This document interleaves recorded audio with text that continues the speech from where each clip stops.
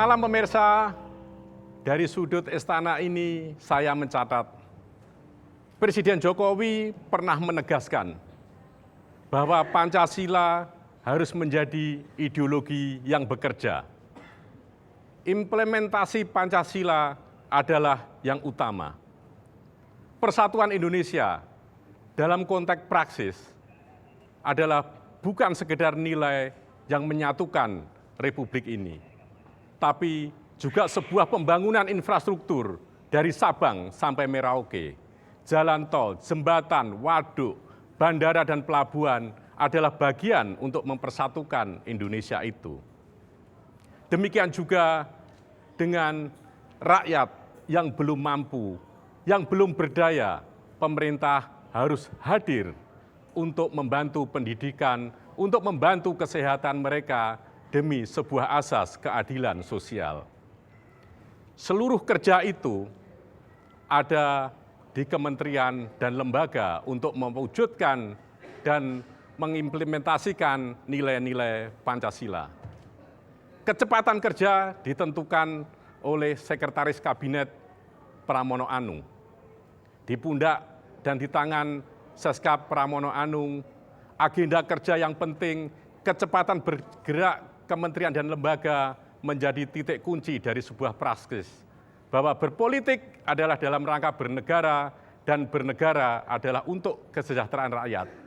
Para pemirsa dari sudut istana, Herdina, silahkan. Ya baik Cak Kardi, terima kasih. Saudara, demikian tadi Soekardi Rinakit, tim komunikasi Presiden telah mengawali acara kita malam hari ini dengan tirai acara. Dan saat malam hadirin serta di studio juga serta pemirsa di rumah, senang sekali saya Herdina Suherdi kembali menjumpai Anda di Sudut Istana. Sebuah acara yang tidak hanya menghadirkan perbincangan bersama dengan narasumber, yakni mereka yang menyampaikan pesan dari istana, tapi kami juga menghadirkan cerita-cerita menarik, kisah-kisah menarik dari balik belusukan Presiden Jokowi. Dan tema kita malam hari ini yaitu adalah Pancasila, ideologi yang bekerja. Pancasila sebagai ideologi bangsa memang sudah tidak perlu kita perdebatkan lagi. Namun bagaimanakah implementasi Pancasila sebagai ideologi yang bekerja tersebut guna membawa manfaat serta kesejahteraan bagi rakyat, itu yang akan kita perbincangkan malam hari ini bersama dengan narasumber kami di Sudut Istana. Langsung saja kita undang Menteri Sekretaris Kabinet Bapak Pramono Anung. Selamat malam Pak Menteri, terima kasih Bapak sudah berkenan hadir. Kabar baik Pak. Pak, sebelum kita berbincang lebih jauh mengenai konsep ideologi yang bekerja, seperti apa Pak? Mungkin bisa jelaskan. Ya, yang pertama kita beruntung sejak Indonesia merdeka, bahkan sebelum merdeka, para founding father telah memikirkan apa yang menjadi bentuk negara, ideologi, dan bagaimana mempersatukan negara dengan 17.000 pulau itu menjadi satu. Maka kita beruntung begitu merdeka, kita sudah mempunyai ideologi. Kita sudah mempunyai bentuk negara, Negara Kesatuan Republik Indonesia. Bahkan pada tanggal 18 Agustus kita sudah mempunyai Undang-Undang Dasar 1945. Kalau kita bandingkan dengan negara-negara lain, mereka sudah bertahun-tahun, puluhan tahun, mereka sedang mencari bentuk. Kita begitu negara dimerdekakan, kita sudah mempunyai bentuk, kita mempunyai ideologi, kita mempunyai negara kesatuan, kita mempunyai konstitusi, dan kita itulah yang membuat Indonesia sampai hari ini, dalam setiap pergantian kekuasaan, tidak pernah ada satupun negara bagian ataupun provinsi ataupun sedikit pun yang lepas. Dan itulah yang menjadi kekuatan karena apa? Para pendiri bangsa sejak awal, mereka telah memikirkan itu, bagaimana menyatukan 17.000 pulau, bagaimana menyatukan 300 etnik yang berbeda, bahasa yang berbeda. Pak Menteri, maka kalau kita melihat slide ini, apa ini Pak yang bisa digambarkan? Ya, yang pertama tentunya ideologi itu harus bekerja. Ideologi itu harus menjawab tantangan bangsa ke depan. Dalam pembangun itu harus ada arah yang dituju, apa yang menjadi penuntun. Dan itu adalah fungsi dari ideologi yang menuntun kita, menjadi light star kita. Kita mau kemana? Oleh Bung Karno disebutkan kita akan menuju kepada jembatan emas yang ada di seberang sana. Artinya apa? Bung Karno dan para pemimpin kita harusnya mempunyai cita-cita yang panjang untuk membuat bangsa ini menjadi lebih baik. Lalu kemudian pertanyaannya sudah sampai di manakah perjalanan kita itu ya Pak ya untuk menuju ke jembatan emas itu. Tapi mungkin nanti boleh ditahan dulu sebentar Pak. Tahan lama juga boleh. Karena saya tidak sendiri malam hari ini, tapi saya juga bersama dengan Dr. Kusnanto Anggoro, kita akan bahas bersama dengan Mas Kusnanto. Mas Kusnanto silakan. Ya. Salam Mas Kus. Mas Kusnanto, saya juga minta sedikit ini pandangan Mas Kusnanto soal Pancasila sebagai ideologi yang bekerja. Ya menarik, saya setuju dengan tadi yang dikemukakan bahwa kita sungguh harus bersyukur dengan ada atau memiliki Pancasila sebagai sebuah ideologi, karena terus terang dalam pengamatan saya sekurang-kurangnya kalau kita bandingkan dengan pengalaman di beberapa negara lain, Pancasila sebagai sebuah ideologi itu mempunyai kapasitas integrating, jadi integrating capacity, penyatuan yang sangat baik. Itu di satu sisi, tapi di sisi lain saya kira kita juga selalu dihadapkan pada sejumlah soal, terutama karena Pancasila itu merupakan sebuah ideologi yang terbuka. Jadi ini makanya dengan demikian tantangan politik itu selalu harus katakanlah kita hadapi dari kuat. Nanti kita akan bicara lebih jauh ya mengenai tantangan apa saja yang dihadapi kita dengan ideologi Pancasila itu. Baik, Pak Menteri dan Mas Kusnanto silakan.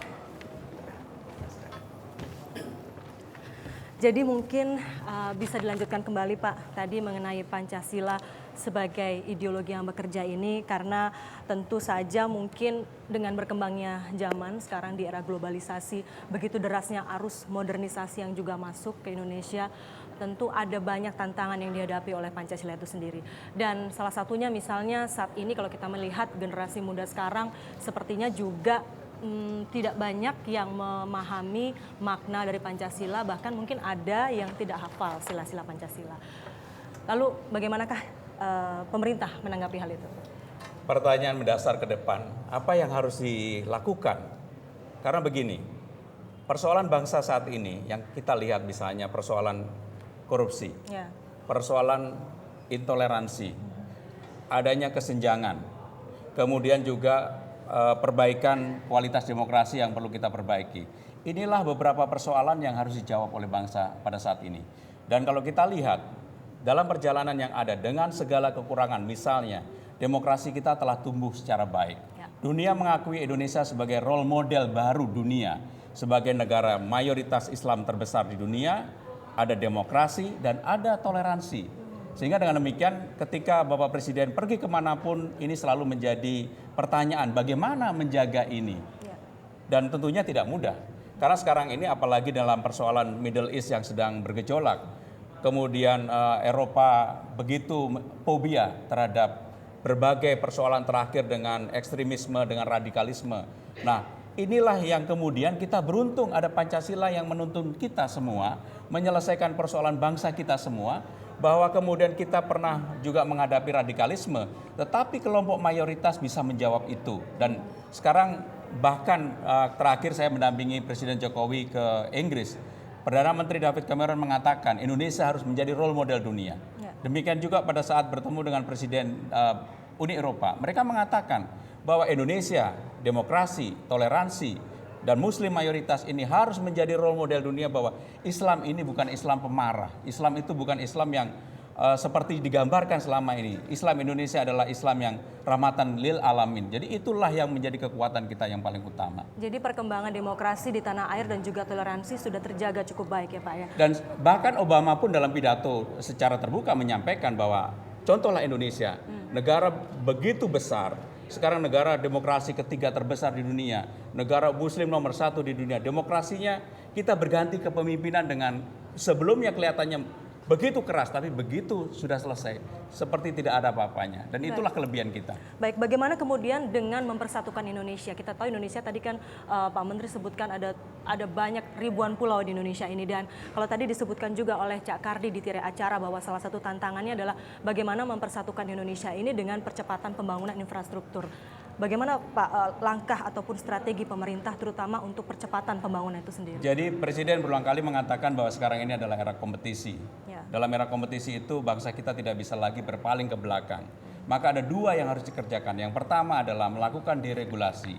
Maka telah dikeluarkan paket kebijakan dari 1 sampai dengan 12 yang intinya sebenarnya esensinya adalah memberikan kemudahan, memberikan efisiensi, membuat daya tarik bagi investor masuk ke Indonesia dan mendorong para pelaku dunia usaha terutama menengah ke bawah ini bisa juga mengikuti perkembangan zaman dan mereka bisa bertarung dalam dunia global. Yang kedua, seperti yang dikatakan Mas Kardi tadi, untuk mempersatukan Indonesia tidak bisa lagi menjadi Jawa sentris. Harus Indonesia sentris. Indonesia harus dibangun dari pinggiran-pinggiran. Dan itulah yang dilakukan oleh Presiden Jokowi pada saat ini. Membangun dari Sorong, membangun dari Mentawai, membangun dari Atambua, membangun dari Sabang. Dan itu dilakukan dari Rembele. Dan kebetulan kami selalu mengikuti, dan itu tujuannya adalah mendekatkan yang jauh dan membuat kita menjadi sebuah unity, sebuah kekuatan yang nantinya mudah-mudahan kalau ini bisa berjalan dengan baik, saya meyakini pada akhir periode kepemimpinan Pak Jokowi, wajah Indonesia dalam kacamata dunia pasti sudah berubah. Contohnya yang terjadi kemarin juga salah satu polling dunia yang sudah meletakkan Indonesia pada investment grade, dan mudah-mudahan Standard & Poor juga akan menempatkan Indonesia yang seperti itu. Kalau itu terjadi, Herdina, maka Indonesia akan dilihat dunia sebagai emerging baru, kekuatan baru, dan mudah-mudahan pertumbuhan 5% ke atas ini akan semakin menarik. Tetapi yang tidak kalah pentingnya adalah perilaku birokrasi, perilaku para pengambil keputusan juga harus berubah. Mereka harus open mind, harus terbuka dan memberikan kesempatan siapapun yang ingin memajukan Indonesia ini secara bersama-sama. Reformasi birokrasi sendiri sudah ada kan dan berjalan? Saya yakin kelebihan kita, birokrasi kita sebenarnya sudah baik. Saya ingin memberikan contoh di tempat saya. Presiden itu dalam 1 minggu ratas itu bisa sampai 5-8 kali. Betul.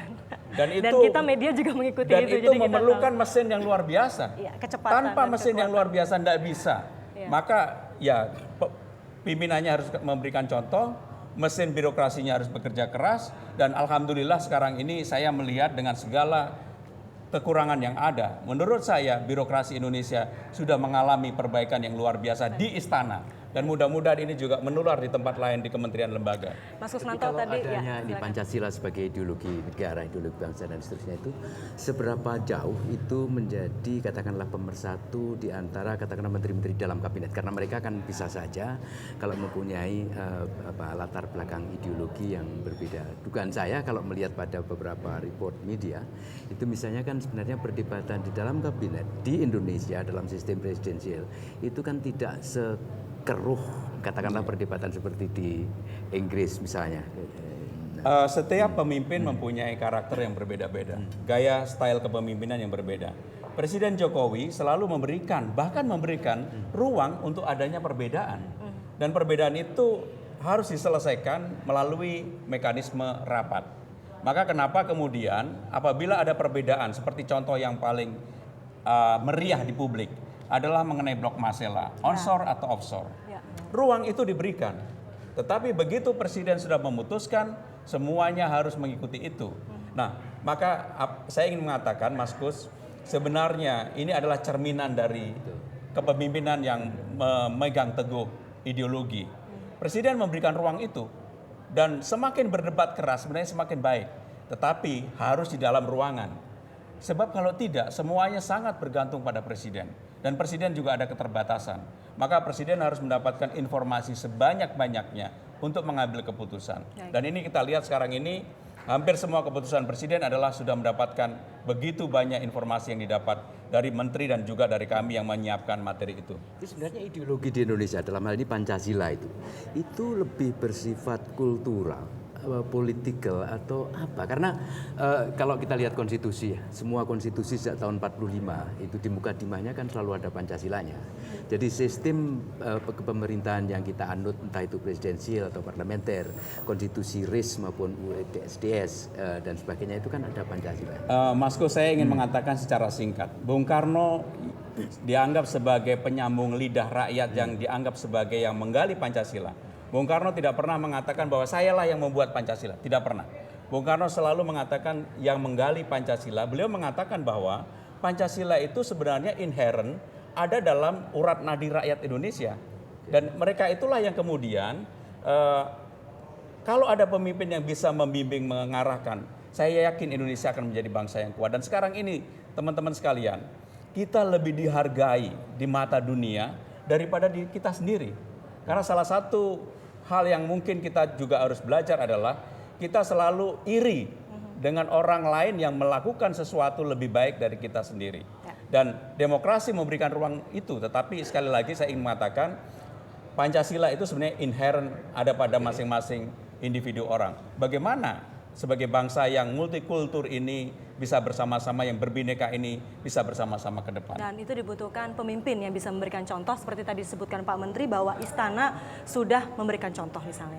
Tapi lalu kemudian bagaimana itu bisa diikuti oleh yang di bawahnya. Saya kalau tidak salah beberapa hari yang lalu misalnya Presiden meminta agar ada tim khusus untuk mengawasi bagaimana sih pelaksanaan paket deregulasi dari 1 sampai 12 itu. Kenapa Pak harus ada tim khusus ini? Apakah selama ini pelaksanaannya belum maksimal sehingga diperlukan tim khusus yang mengawasi atau bagaimana Pak? Sebagai perubahan yang mendasar dalam waktu yang tidak terlalu lama, 8 bulan, ada 12 paket deregulasi. Dan ini sebenarnya merubah banyak perilaku terutama pada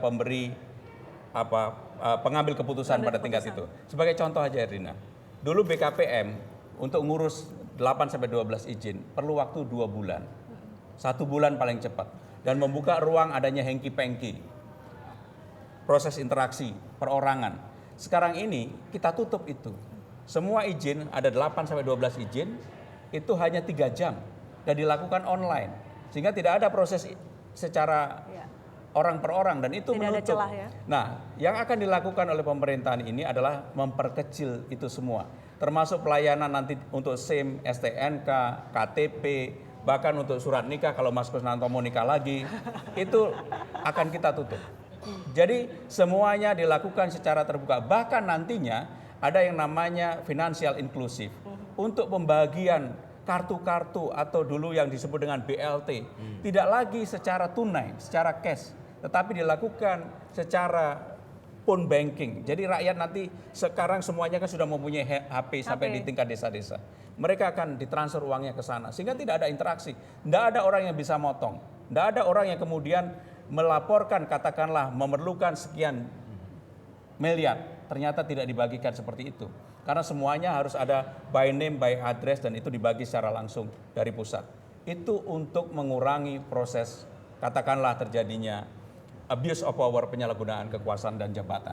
Ya, baik. Jadi esensi dari Pancasila dalam konteks ideologi yang bekerja ini sebenarnya kan lebih ke pelayanan kepada kepentingan rakyat. Pelayanan kepada masyarakat. Pada masyarakat itu ya. Jadi pelayanan kepada masyarakat, menjaga negara, dan yang paling penting adalah membuat negara ini menjadi negara petarung yang bisa memenangkan pertarungan di kemudian hari. Ya. Percuma kita melakukan yang baik-baik ternyata tidak menyiapkan anak-anak muda kita untuk berbuat lebih baik bagi bangsanya. Nah, menyiapkan anak-anak muda kita. Ini dimulai dari mana? Apakah dari pendidikannya? Bagaimanakah dengan sistem pendidikan kita saat ini, kurikulum kita saat ini? Apakah kemudian pemerintah juga punya revolusi mental misalnya? Apakah itu sudah dalam prakteknya itu sudah cukup ataukah sebetulnya masih jauh? Kalau dulu kan kita pernah bahkan punya semacam PP7 dan seterusnya ya. Iya, ada PMK. Yang secara sederhana begini, anak didik kita ini diberikan pelajaran terlalu berlebihan. Mata kuliah atau mata pelajaran kita terlalu berlebihan. Dan secara perlahan, sekarang ini kan kita kurangi, termasuk ujian nasional dulu menjadi momok bagi anak-anak kita. Sekarang sudah dihapuskan, dihilangkan, tidak lagi menjadi ini. Dan nanti mata pelajaran pada tingkat SD itu harus ada ruang untuk adanya kegembiraan. Mereka membangun optimisme, ada bermain, gak semuanya dicekokin urusan matematika, urusan yang pada kehidupan mereka nanti sebenarnya ini tidak dimanfaatkan sama sekali. Kalau kita lihat anak-anak kita dari kecil sudah membawa ransel yang isinya tasnya buku, berat ya? tasnya yang sangat berat.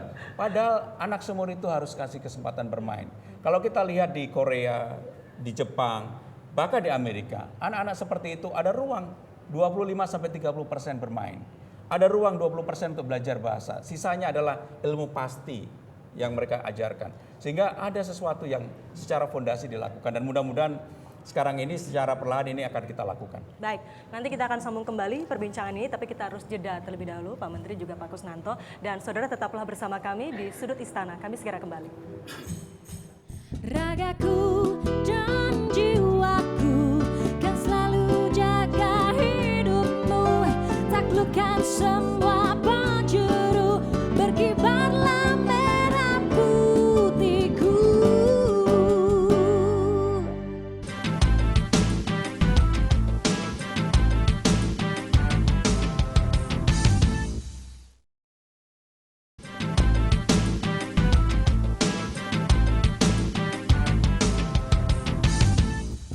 Terus berkibar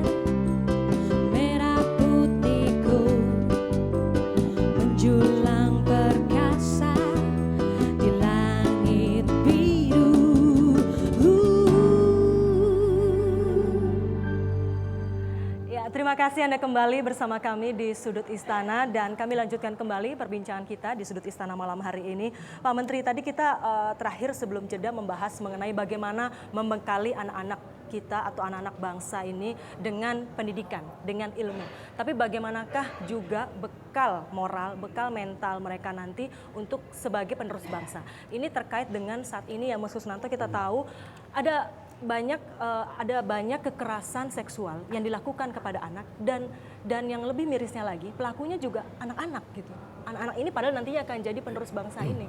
Ya memang kasus ini ada dan kita tidak perlu tutupi. Kita harus mengambil pelajaran dari hal tersebut. Apa yang salah terhadap kenapa bisa timbul? Tentunya ada triggernya, ada pemicunya. Sekarang ini sudah era digital yang sangat terbuka. Dengan gampang kita melihat pornografi secara terbuka. Dan itu tentunya masuk dalam mindset anak-anak kita. Dan mereka apalagi kalau kemudian secara kolektif mereka bersama-sama menggunakan narkoba, miras, itu menjadi pemicu. Kalau kita lihat beberapa kasus yang ada di Bengkulu, di beberapa tempat yang lainnya, awalnya adalah di antara mereka sendiri saling melakukan mendorong itu. Yeah. Nah, kemudian tidak bisa mengontrol dirinya dan melakukan tindakan itu. Apa yang harus dilakukan? Ya tentunya secara hukum, by law harus dilakukan perbaikan. Kedua yang tidak kalah pentingnya adalah peran keluarga. Jadi keluarga ini sekarang harus juga bertanggung jawab terhadap anak-anaknya. Jangan terlalu diberikan kebebasan yang berlebihan menggunakan gadget. Ini salah satu sumber. Ada dua hal. Orang bisa menjadi inward looking atau outward looking. Inward looking menjadi asosial. Tiap hari kita mungkin sudah seperti itu, pegang gadget terus. Ya.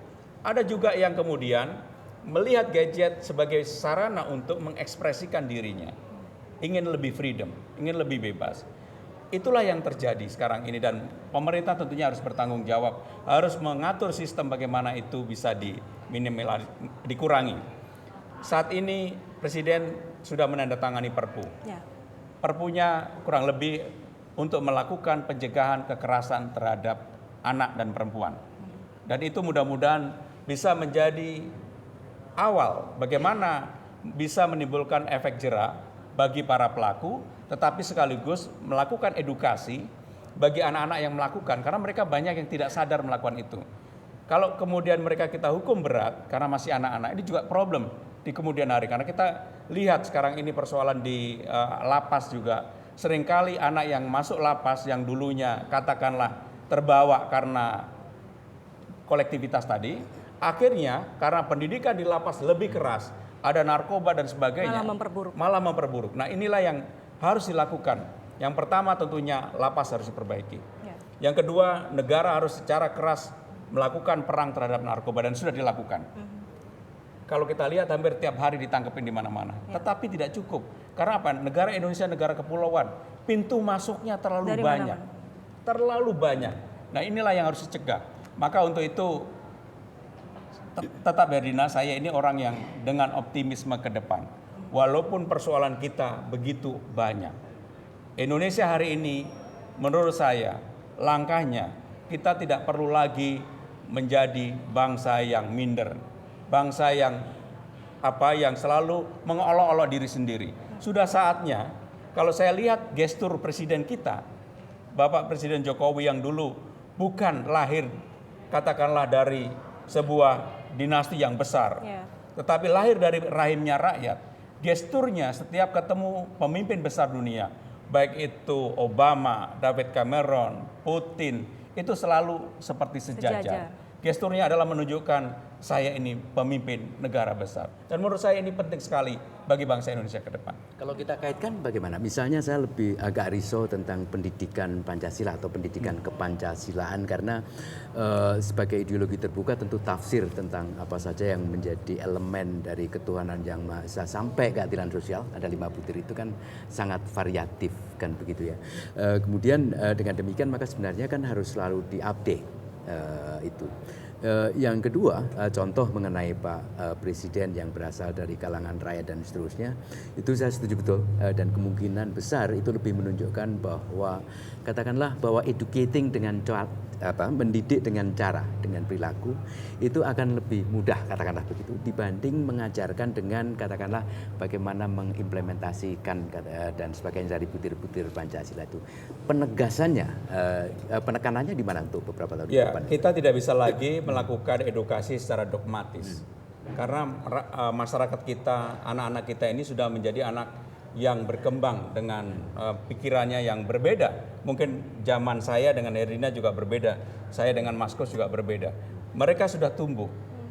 Nah, yang harus dilakukan adalah pendidikan yang memberikan kesadaran. Proses penyadaran yang tumbuh, yang bisa membuat anak didik kita menyadari bahwa bangsa ini tidak bisa lagi hanya mengantungkan pada orang tuanya. Mereka juga harus mempersiapkan diri untuk menjadi pemimpin bangsa ini. Dan saya yakin, Mas, yang paling penting kalau demokrasinya dijaga, pemerintahannya menjadi pemerintahan yang baik, transparan, terbuka, bersih, tidak korupsi, menjadi role model, menjadi teladan, menjadi contoh. Dengan sendirinya masyarakat kita ini gampang untuk berubah. Tetapi kalau kemudian para pemimpinnya korup, para pemimpinnya katakanlah menghadapi banyak persoalan, maka rakyat juga akan memberikan mencontoh itu. Dan inilah yang menjadi tanggung jawab pemimpin nasional pada saat ini. Ya, termasuk juga menjaga soliditas gitu ya. Saya Dengan tadi sendiri. tertarik ketika Pak Menteri mengatakan bahwa perdebatan Presiden membuka ruang sebetulnya untuk adanya perdebatan, tapi yang terpenting itu harus diselesaikan di ruang rapat. Ya. Bicara soal perdebatan gitu kan. Ini juga publik beberapa waktu yang lalu melihat misalnya ini kabinet solid apa enggak sih ya gitu kan, soalnya di antara menteri kadang-kadang suka menyampaikan pernyataan yang bertolak belakang satu dengan yang lain misalnya. Itu bagaimana Pak suasananya saat yang ini? pertama sekarang ini adalah era demokrasi. Media juga mempunyai peran besar untuk melakukan framing. Jadi menteri ini ditanya begini, tanya begini, kemudian medianya mau framing. Tidak apa-apa. Tentunya pemerintah juga harus bisa melakukan lebih jauh dari itu. Apa yang kami lakukan dengan ratas seminggu 7-8 kali sebenarnya membuat media tidak bisa memframing istana lagi. Itu satu. Yang kedua, perbedaan sekarang ini diatur betul di ruang rapat. Perbedaan kayak apapun. Sebagai sekretaris kabinet, saya berkewajiban untuk meminta kepada para menteri tidak lagi melayani doorstop di istana. Semua pengen bicara ada stage-nya, ada panggungnya. Supaya tidak ngomong ngalor ngidul. Dan kalau kita lihat sekarang ini bukan apa-apa, bukan bermaksud untuk membanggakan diri. Relatif yang muncul dari istana tidak lagi perdebatan yang sifatnya substansial. Tetapi bahwa kemudian menterinya ini di framing, misalnya persoalan 2 hari yang lalu tentang bawang. Ya. Antara satu menteri ditanya begini, pertanyaan yang sama dengan sudut yang berbeda ditanyakan. Jawaban ini kemudian dibenturkan di media. Nah, kita juga harus siap. Presiden segera mengambil tindakan bahwa garisnya ini selesai. Nah, inilah yang kita lakukan. Jadi termasuk persoalan yang paling heboh, berbagai persoalan. Kalau kita lihat hari ini, wajah presiden kita selalu tersenyum dan penuh optimisme. Wapres kita juga begitu. Para menterinya saya lihat juga sudah lebih confident karena periode ini katakanlah periode untuk beradaptasi sudah dilakukan, apalagi konsolidasi politiknya sudah selesai. Saya baru mau bilang tadi, Presiden sebenarnya semakin berkembang, apakah mungkin karena sekarang sudah dapat tambahan dukungan baru gitu kan dengan adanya dukungan dari Partai Golkar. Mungkin itu yang dimaksud ya, Pak Menteri ya? Ya, Republik ini ada selalu nggak mau ikut yang kalah, selalu pengen ikut yang menang. Mungkin hanya satu pemimpin yang bisa bertahan untuk tetap di luar pemerintahan ketika dia kalah. Hanya Ibu Mega. Yang lainnya selalu pengen ikut yang menang. Bisa ikutnya terbuka, bisa ikutnya sembunyi-sembunyi. Nggak apa-apa. Tetapi ini sebenarnya menunjukkan bahwa Indonesia adalah bangsa yang bergotong royong. Tapi kan untuk yang ikut yang menang ini tentu juga ada harapan di balik itu. Oh, gitu.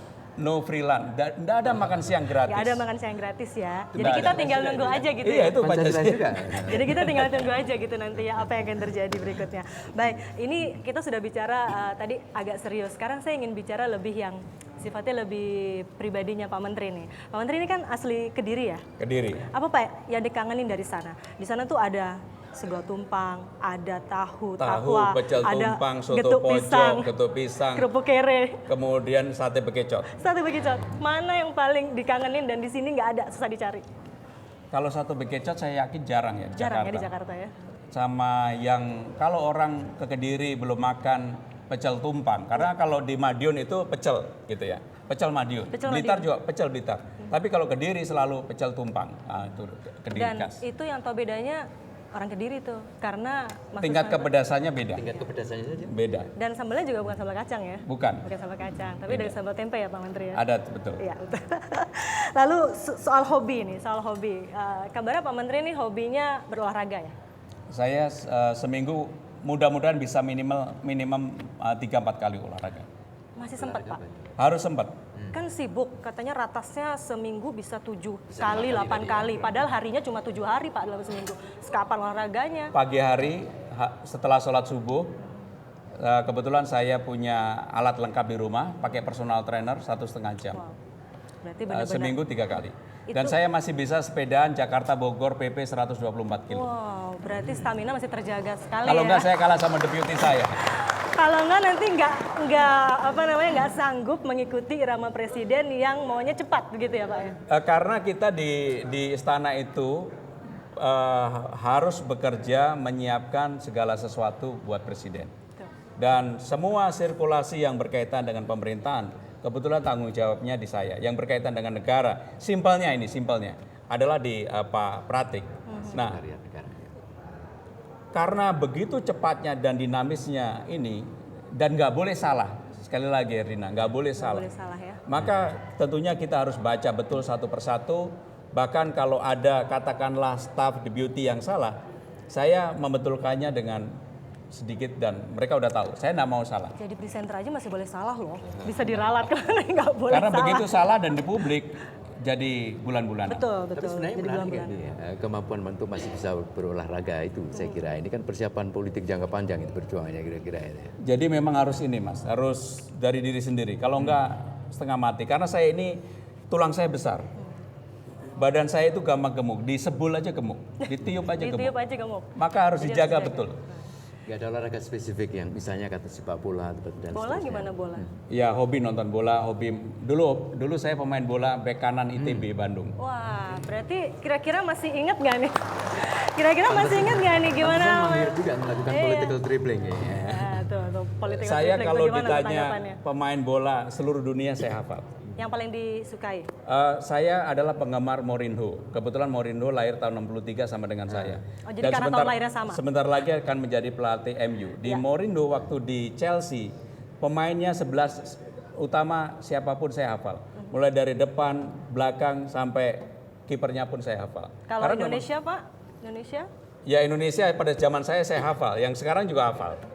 Tetapi yang begini, yang paling utama sebenarnya, kenapa saya hobi sepak bola, basket, dan olahraga yang memerlukan strategi? Apa sih filosofinya? Apakah sportivitasnya atau ya tentunya kerja timnya? sportivitas. Yang kedua adalah bagaimana kita mengatur strategi. Kalau ini pemainnya misalnya, kenapa kalau ini gelandangnya harus Matic misalnya Chelsea, ini kenapa harus Matic atau Mikael? Kalau lawannya MU harusnya siapa gitu. Kemudian bek kanannya siapa, bek kirinya siapa, dan itu adalah bagian kita untuk mengexercise. Kalau kemudian ternyata pelatihnya mengganti, ya saya bilang ini pasti akan jebol lewat sisi kanan atau sisi kiri. Jadi rupanya bisa diaplikasikan juga ya Bisa, ke dunia saya kira itu cocok kepekerjaan dengan ya. ideologi yang bekerja. Dan dalam hidup, dalam hidup, terutama menjadi politisi, itu juga ada. Dan paling utama Herdina, Mas Kus, banyak para politisi kita yang tiba-tiba katakanlah ingin menjadi seperti misalnya Ibu Megawati, Ya. Pak Jokowi, atau mungkin seperti Pramono Anung. Padahal saya berada pada di sini, ini prosesnya panjang sekali. Mulai saya pernah menjadi wakil sekjen partai, pimpinan DPR, sekarang di sini. Ini kan proses yang panjang. Bahkan waktu di ITB saya juga menjadi pimpinan mahasiswa ITB.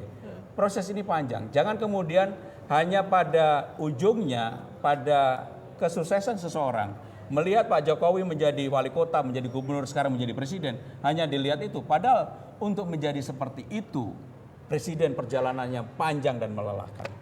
Baik Pak, sebagai Menteri Sekretaris Kabinet ya Pak ya, Bapak kan juga mengatur atau ya setidaknya mengelola agenda-agenda apa yang akan dibicarakan di rapat gitu ya. Bicara masih terkait dengan bola nih Pak, ini kan Menteri jumlahnya lebih dari 30. 34. 34. kira-kira berminat untuk bikin 2 tim bola terus bertanding gitu kalau lagi iseng-iseng Yang gitu. pertama, kalau udah jadi menteri itu keningnya banyak berkerutnya Iya, daripada berkerut ya, Pak. tersenyumnya. Iya. Tapi Jadi Bapak tersenyum kok, enggak. Menjadi menteri juga bukan barang yang enak. Bagi yang bermimpi untuk menjadi menteri masih enak. Tetapi ketika dia menjadi menteri, persoalan kita adalah begitu dia duduk dia lupa turun, walaupun dia tidak bekerja maksimal. Seharusnya proses ini juga dilihat oleh publik, diberikan penilaian oleh publik, dan kemudian presiden juga memberikan penilaian terhadap Baik, itu. Bapak ini sudah terbukti kecanggihannya dalam bekerja, dalam dunia politik juga. Yang kita pengen buktinya malam hari ini adalah kecanggihan Bapak dalam bermain bola. Dulu pernah jadi bek kanan kan? Tapi Masih saya ingat pakai dong, Pak? sepatu saya aja pantofel gini. Nggak boleh ada alasan, Pak. Kita sudah siapkan bolanya, Pak. Monggo, Pak, silakan. Mungkin sedikit aja. Ya, silakan. Ini buktinya nih, Pak. Nih. Wah. Baik. Kalau ada gawang di depan mungkin Bapak langsung masukkan ke gawang ya Pak ya, berhubung nggak ada. Baik, Bapak Ibu hadirin dan juga pemirsa, sekali lagi kita berikan tepuk tangan kepada Menteri Sekretaris Kabinet Bapak Pramono Anung. Dan untuk itu Bapak kami ucapkan juga terima kasih. Terima kasih, Adi. Terima kasih sudah bergabung bersama kami, sudah berbincang di sudut istana. Tentu saja mudah-mudahan apa yang jadi perbincangan kita malam hari ini ya Mas Susnanto bermanfaat juga tidak hanya untuk kita yang ada di sini, tapi juga yang ada di rumah. Masih panjang jalan kita untuk menuju tadi yang disampaikan Pak Menteri, jembatan emas yang menjadi cita-cita dari founding father bangsa ini. Baik, saya lagi terima kasih Pak Menteri. Ya. Dan saudara, kami masih akan kembali nanti dengan narasumber berikutnya. Tetaplah bersama kami di Sudut Istana. Ragaku dan jiwaku kan selalu jaga hidupmu, taklukkan semua penjuru, berkibarlah merah putihku.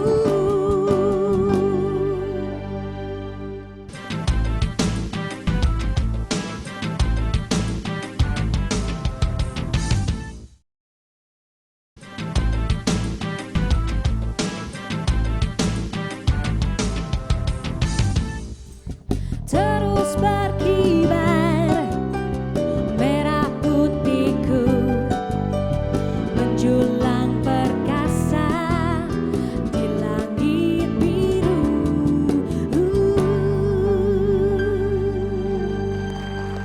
Ya, terima kasih Anda masih bersama kami di Sudut Istana, dan di segmen terakhir ini kami akan hadirkan satu lagi narasumber.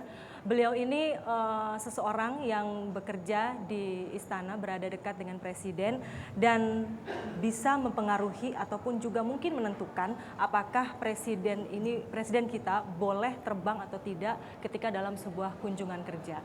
Langsung saja kami undang Sekretaris Militer Presiden Bapak Marsikal Muda TNI Bapak Hadi Cahyanto. Selamat malam Pak. Terima kasih sudah hadir. Selamat malam Mas Gus. Silakan Pak.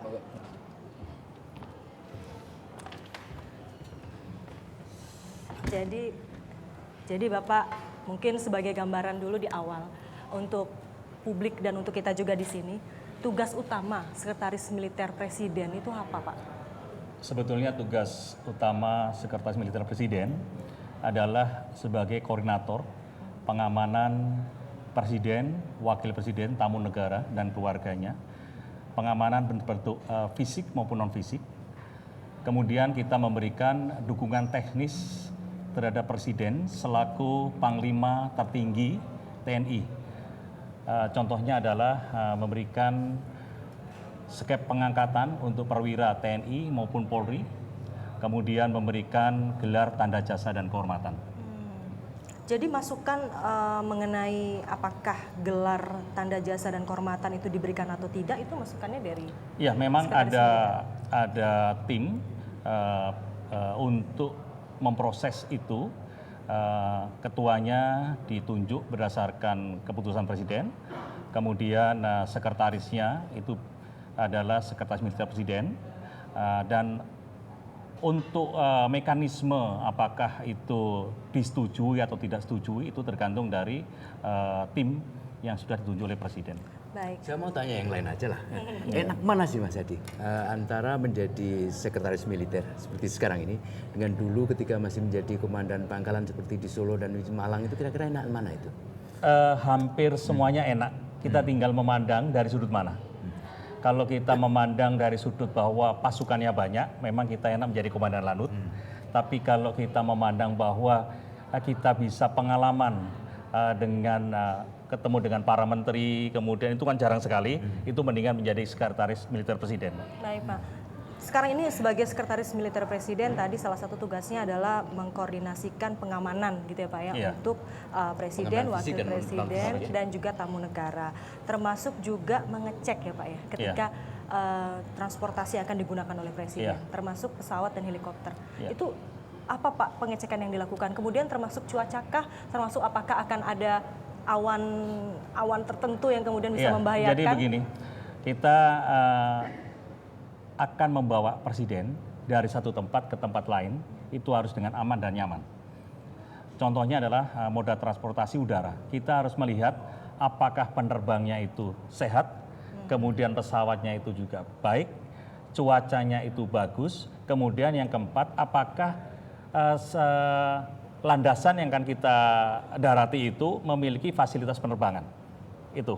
Termasuk ketika kunjungannya akan dilakukan ke luar negeri apalagi ya? Termasuk itu, seperti contoh ketika saat itu Presiden akan melaksanakan kunjungan ke Washington DC, kita sudah merencanakan bahwa Washington DC itu sangat jauh. Kalau dibandingkan dengan pesawat kita yang Indonesia 1 ini, kemungkinan kita harus review sampai 2 kali. Sehingga kita rencanakan reviewnya nanti ada di Abu Dhabi, Schiphol, kemudian kita langsung ke Washington. Hampir 28 jam perjalanan. Ya. Yang menarik adalah ketika menteri pendampingnya itu diinformasi bahwa akan ikut dalam rombongan, mereka sudah mulai menghitung-hitung. Karena apa? Wah, nanti saya tidurnya bagaimana? Sehingga pada waktu itu Menteri Perdagangan telepon kepada saya, Pak Adi, apa bisa saya membawa tempat tidur gulung itu? Kasih lipat gitu ya? Ya, lipat. Saya sampaikan bisa Pak. Bawa berapa Pak? Bawa 12. Kenapa banyak Pak? Karena untuk menteri-menteri yang lain biar tidur. Ketika di pesawat, sampai di Abu Dhabi juga kita kapan gelarnya, Sipul juga kapan gelarnya, Washington kapan gelarnya. Karena apa permasalahannya? Tidak bisa kita gelar, karena kita gelar itu ada di gang-gang jalan itu. Sehingga Terus bukan mengganggu, pramugari lewat depan kita, wirawiri, terus kita bagaimana bisa tidur? Akhirnya tempat tidur itu, kasur itu, kusir itu, hanya kita bawa Jakarta, Washington DC, sampai Jakarta lagi tanpa pernah dibuka. Jadi si kasur lipatnya ikut jalan-jalan Ikut sampai jalan-jalan Washington itu DC ya, intinya gitu ya Pak ya. Ya gini Mas, Pak Presiden kan dikenal sebagai seseorang yang sederhana. Ya. Gitu. Nah yang saya ingin tahu itu bagaimana wujud kesederhanaan itu ketika beliau ada di pesawat atau turun dari pesawat. Misalnya perlukah persiapan tertentu atau karpet warna apa dan seterusnya itu. Kalau seperti keinginan karpet warna apa itu tidak, malah yang paling sangat saya lihat kaget pada waktu itu adalah ketika mau ke Washington, terbang dari Jakarta menuju ke Abu Dhabi itu 8 jam 30, itu lama sekali. Di atas Kolombo saya tanya ke pramugari, Bapak sudah dahar? Sudah Pak. Kemudian apa menu yang tadi kita siapkan itu sudah Bapak kerso? Sudah Pak, dan saya sampaikan kepada pramugari setiap buka mendoan saat kita di atas Kolombo. Terus tanya, kenapa Pak di atas Kolombo? Karena kalau kita terbang dari Jakarta menuju ke Abu Dhabi, itu di atas Kolombo kira-kira sudah 4 jam, jadi sudah waktunya kita diberikan kudapan. Dan itu udah menjadi tradisi, jadi ketika di atas Kolombo, biasanya kalau ada Pak Kardi ikut, mana menduanya gitu. Jadi itu menu wajib harus dibawa Iya, ya. Dan seperti rupanya itu. presiden pun masih suka mie Mendoan instan udara. dengan telur. Mendoan udara. Baik, lalu ketika tiba-tiba dalam sebuah rangkaian kunjungan kerja, tiba-tiba cuaca buruk. Iya. Atau tadi yang Bapak sebutkan misalnya pilotnya tidak cukup sehat, Iya. sehingga akan mengganggu jalannya penerbangan. Bagaimana Iya. cara Bapak untuk meyakinkan Presiden bahwa Pak Presiden, ini saatnya tidak tepat untuk kita terbang? Ya, seperti yang disampaikan oleh Pak Pram tadi, bahwa kita pernah ke Rimbili. Ya, itu pengalaman yang sangat menarik. Pagi-pagi saya sudah memprediksi cuaca kurang bagus. Kemudian saya lapor melalui ajudan, kalau bisa take off ditunda. Kemudian dilaporkan ke Presiden, berapa menit ditunda? Kira-kira 30 menit. Kemudian setelah saya prediksi, kelihatannya cuaca di Rimbili ini masih kurang bagus. Saya sampaikan lagi, kira-kira 1 jam ke depan kita harus tunda. Presiden tanya melalui ajudan, kenapa? Karena di Rembele itu cuacanya masih kurang bagus. Karena Rembele itu secara topografi di antara 2 gunung di atas danau. Itu. Dan Presiden ketika di bandara juga saya sampaikan, Presiden kita kelihatannya agak delay karena cuacanya kurang bagus. Presiden selalu senyum dan iya, seperti itu. Jadi selalu apa yang kita sampaikan itu beliau setuju. Artinya beliau memang percaya. Begitu Percaya. Pak ya, Dan rekomendasi pernah yang sekali, disampaikan dari Bapak. Kita terbang ke Morotai, Pak. Morotai itu adalah satu pangkalan milik Angkatan Udara yang tidak pernah didarati oleh pesawat jet seperti Indonesia 1. Akhirnya semalam kami berpikir karena di sana tidak akan ada tangga untuk turun pesawat, kami kontak kepada Lanu di sana supaya dibuatkan tangga dari kayu, andang seperti itu, karena Presiden harus bisa turun dari pesawat dan naik dari pesawat.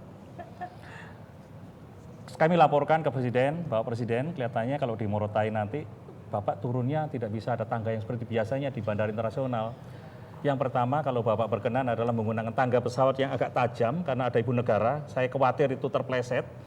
Kemudian yang kedua, kami siapkan dari kayu, dari andang. Presiden menyampaikan, sudah pakai yang bawaan pesawat aja yang agak tajam itu. Kemudian andangnya itu kita pakai yang di pintu belakang. Ketika turun, saya sudah deg-degan, waduh mudah-mudahan nggak ada apa-apa. Ternyata alhamdulillah nggak ada apa-apa, termasuk naik turun. Cuma yang di belakang itu semua teriak, begitu mau turun andangnya goyang. Goyang. Nah ini yang apa namanya, akhirnya semua menjadi guyonan. Baru kali ini dengan pesawat jet turun dengan kayu, dengan tangga kayu. Dan itu terjadi gitu Itu ya Pak ya. terjadi. Dan tadi kalau bicara mengenai Pak Adi misalnya khawatir nanti bagaimana kalau ibu negara kepleset gitu ya. Dan saya juga sering melihat ketika misalnya Presiden turun dari pesawat, biasanya Presiden jalan di depan, kemudian ibu negara menyusul di belakangnya gitu. Dan pada sebuah kunjungan, saya lupa kemana gitu ya, ketika itu mengunjungi sebuah jembatan, di situ cuacanya panas sekali. Lalu ibu negara dengan inisiatif sendiri memayungi Presiden. Itu gimana ceritanya Pak? Ya, jadi pada waktu itu justru Bapak dipayungi oleh Ibu itu kalau nggak salah ada di Jembatan Merah Putih di Ambon. Itu memang hujan. Oh itu justru hujan waktu itu, Waktu bukan karena panas ya? Hujan, kemudian Ibu ngambil payung untuk memanggil Bapak. Nah, dan di setiap kegiatan, apalagi kunjungan-kunjungan seperti di belusukan itu, Ibu selalu mengikuti Bapak dan ingin yang terdepan untuk bisa melihat secara langsung. Mas Kusnanto, mungkin tadi kalau kita melihat ya bahwa ternyata apa yang dilakukan oleh Sekretaris Militer Presiden ini juga ternyata harus memperhatikan detail gitu ya, hal-hal kecil tapi penting, jangan sampai kemudian keamanan dan juga kenyamanan Presiden ini menjadi Sebenarnya terganggu. termasuk keselamatan pesawat ya. Betul. Nah, itu kan susah sekali. Itu Iya. rutin dicek dan segala macam. Jadi kebetulan pesawat yang sering kita gunakan adalah pesawat Indonesia 1 PPJ, kemudian CN295 dan helikopter. Justru helikopter inilah yang sering Bapak gunakan karena Bapak kalau ngecek di satu tempat itu tidak hanya sekali. Bisa sekali, 2 bulan kemudian masuk sana lagi, kemudian masuk sana lagi seperti yang dilaksanakan di Lampung. Itu kita berapa kali menggunakan helikopter masuk ke sana, sehingga saya selalu koordinasi dengan skuadron untuk kesiapan heli khusus Presiden ini harus dioptimalkan. Jadi kesiapan spare part semuanya harus nomor 1 karena kegiatan Bapak Presiden frekuensinya sangat padat. Jadi maintenance dan juga keamanan ini Iya. selalu dipastikan Dan aman. saya gitu, juga Pak. selalu memperhitungkan begini, ketika kita berkunjung, kita harus menghitung apabila di sana di tempat tujuan itu ada landasan, maka kita menggunakan pesawat yang lebih cepat, contohnya 295.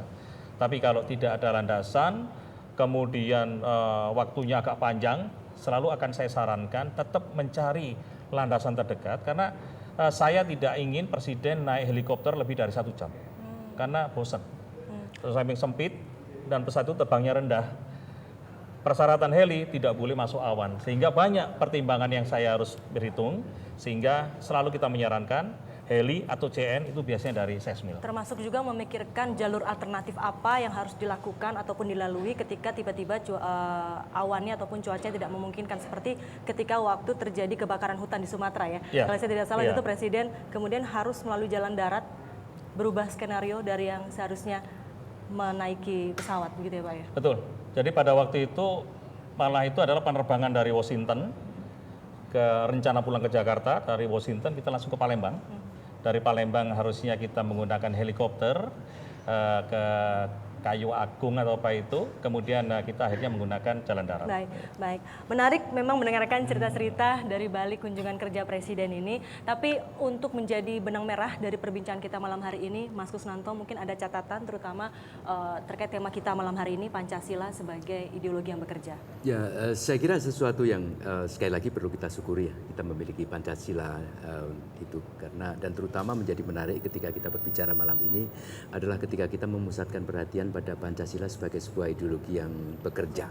Artinya di situ kita tidak lagi memperdebatkan tentang beberapa katakanlah peristilahan atau perdebatan-perdebatan yang amat luas, tapi langsung pada sesuatu yang amat konkret. Misalnya bagaimana itu good governance, bagaimana itu katakanlah leadership yang baik, bagaimana itu anti korupsi dan seterusnya itu.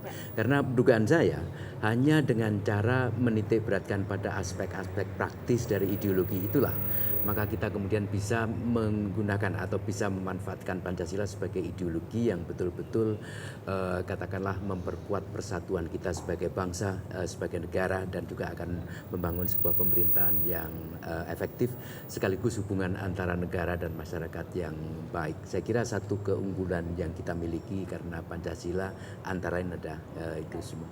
Baik, Mas Kusnanto, terima kasih dan tentu saja terima kasih Pak Hadi Cahyanto sudah berbagi cerita bersama kita di sini sehingga kita tahu kira-kira apa sih sebenarnya yang dilakukan oleh Sekretaris Militer Presiden dan apa juga cerita-cerita menarik yang dilalui oleh Presiden dalam kunjungan kerjanya. Sekali lagi terima kasih Pak. Dan ini menjadi akhir dari perbincangan kita malam hari ini di Sudut Istana. Tapi tentu saja kita akan kembali bergabung dengan Pak Sukardi Rinakit untuk mengikuti penutup ataupun closing dari acara ini yaitu adalah apakah ada cerita menarik lainnya dari balik kunjungan kerja Presiden? Ada Herdina, para pemirsa saya selalu mencatat hal-hal yang menarik di balik belusukan Presiden. Ini pengalaman saya pertama kali. Ternyata kita tidak boleh sama sekali membayangkan bahwa ikut kunjungan Presiden itu adalah enak, nyaman, rileks. Pengalaman saya, koper harus ditaruh di depan kamar hotel jam 3 pagi. Karena Presiden begitu aktif ingin memastikan setiap program itu berjalan, dicek terus. Jadi pagi-pagi sudah check out hotel dan mulai kunjungan kerja. Saya masih pakai baju tidur, koper sudah saya taruh di luar kamar. Baju yang akan saya pakai, batik sudah saya siapkan. Ketika setelah habis sholat subuh, saya mau ganti baju batik. Lalu saya bingung, baju tidur saya harus saya taruh di mana? Ketika kopernya sudah dibawa oleh petugas protokol. Saya tidak mungkin memakai tas kresek. Cerita ini saya sampaikan ke Pak Hadi, Pak Sesmil, dan Mas Pram, Pak Seskap. Beliau menyarankan 2 SOP nanti lain kali. Pertama, masuk hotel, cek apakah ada piyama atau tidak. Kalau ada piyama, nanti koper keluar, ganti piyama.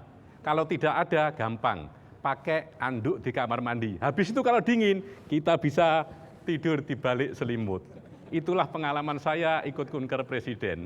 Tidak mudah karena Presiden selalu bergerak cepat untuk memastikan program-program di lapangan bekerja sesuai dengan program pemerintah yang sudah ditetapkan. Para pemirsa, dari sudut istana ini, dari sudut rumah para pemirsa, dan dari sudut tanah air, jangan pernah lelah mencintai Indonesia.